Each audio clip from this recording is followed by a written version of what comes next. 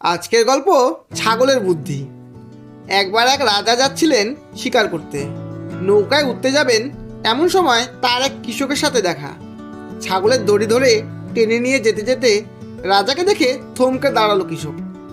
বলল, হুজুর, আজ শিকারে যাবেন না, একটু পরেই ঝড় তুফান নামবে। রাজা আকাশের দিকে তাকিয়ে দেখলেন ঝকঝকে আয়নার মতো পরিষ্কার আকাশ। এরপর আবহাওয়া মন্ত্রীর দিকে তাকালেন রাজা। আবহাওয়া মন্ত্রী বললেন, আগামী 1 মাসেও ঝড় বৃষ্টির কোনো সম্ভাবনা নেই মহারাজ।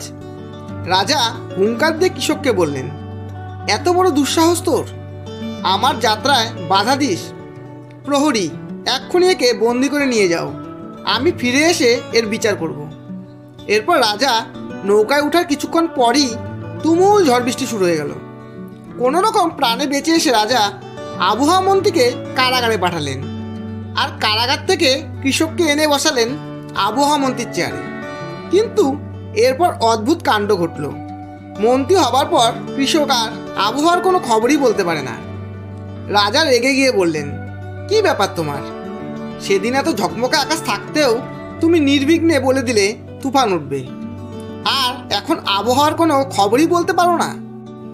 কৃষক আবহাওয়া মন্ত্রী বলল, আজ্ঞে মহারাজ, আসলে আমি আবহাওয়ার কিছুই জানি না, জানে আমার ছাগলটা। ঝড় বৃষ্টি নামার আগে আমার ছাগল পরপর 3 বার প্রস্রাব করে, আর তাই দেখে আমি বুঝে যাই ঝড় বৃষ্টি আসছে। এরপর রাজা কৃষককে বাদ দিয়ে এবার তার ছাগলকে বসালেন মন্ত্রীর চেয়ারে। তারপর থেকেই রাষ্ট্রের সব বড় বড় পদে ছাগল নিয়োগ দেওয়ার রীতি চালু আছে। ধন্যবাদ।